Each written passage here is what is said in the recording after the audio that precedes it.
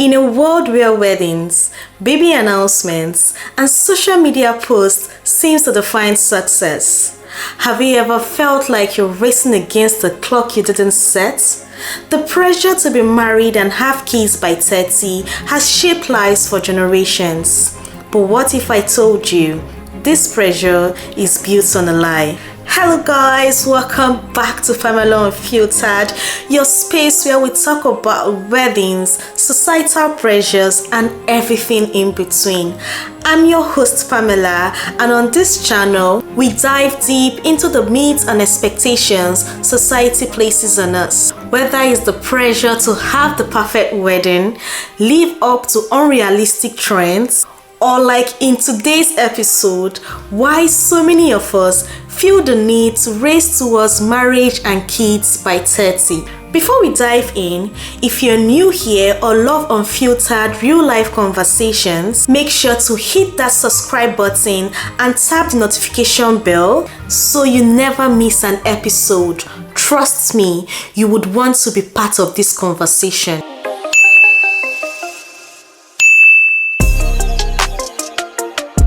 So why are we in a rush? Is it just the biological clock ticking, or there is more to it?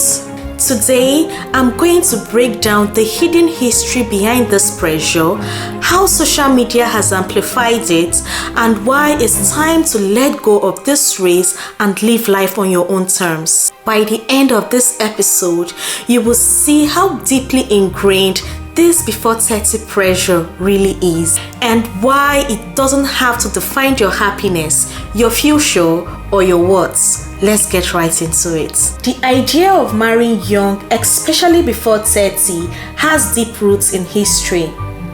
In ancient societies, people married young because life was short. Marriage was essential for survival, passing down property, and securing alliances. It wasn't about love or romance, it was about ensuring the future of your family and community. Religion also played a massive role. Throughout the medieval era, both Christian and Islamic traditions emphasized early marriage as a moral and social duty. Marriage wasn't just about love, it was a religious obligation, a way to avoid sin and secure your path to a better afterlife. And for women especially, the expectation was clear: get married, have children, and do it young. Fast forward to the 1950s, and the pressure ramped up even more. After the World War II, the perfect American dream was built around early marriage, home ownership, and starting a family. Women were expected to be wives and mothers by their mid-20s. And if you were still single by 30, well, something must be wrong with you, right? But then, the 1970s came and everything started to shift.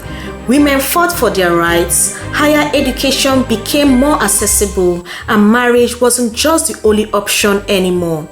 Suddenly, the idea of waiting to marry or not marrying at all became more acceptable.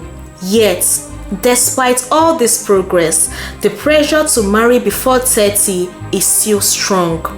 So, where is this pressure coming from? In one word, social media. We are constantly bombarded with images of picture-perfect proposals, extravagant weddings, and even baby announcements. And then it starts to make you feel like everyone is hitting these milestones right on time. And if you haven't, well, you start to feel like you're left behind. But let me remind you of something. Social media is a highlight reel. What you're seeing is the finished product and not the struggles, the doubts, the failed relationships, or the real life mess that goes on behind the scenes. Comparing yourself to these carefully curated moments is a trap that can leave you feeling unworthy and anxious, and we have all fallen for it at some point. The truth is, this race to marry and have kids by 30 is built on an outdated set of expectations. We are not living in the same world our ancestors did.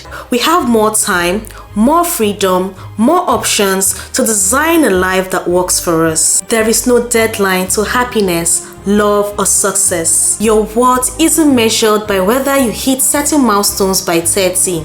Your timeline is yours and yours alone, and that's the message I want to leave with you today.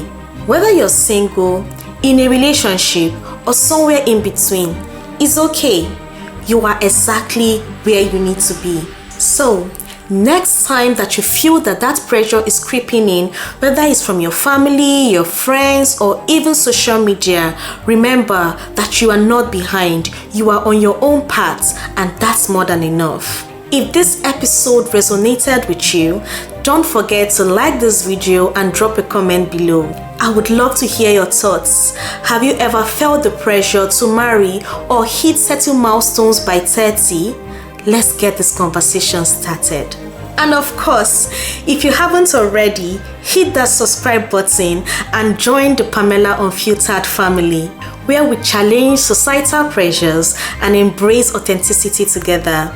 Thank you for hanging out with me today, and I'll see you in my next episode. We are going even deeper, exploring how these pressures manifest differently across different cultures and why in the age of independence, we are still holding on to these old expectations. Well, in this episode, we are going to be exploring how cultural norms, economic realities, and even mental health plays a vital role in keeping this race alive. In contrast, many Western cultures are starting to shift away from early marriage, but the idea of settling down before 30 still lingers. A major factor keeping the pressure alive today is economic. In many cultures, marriages isn't just about love, it's all about financial stability. Couples are expected to buy homes, have dual incomes, and raise children as a maker of success.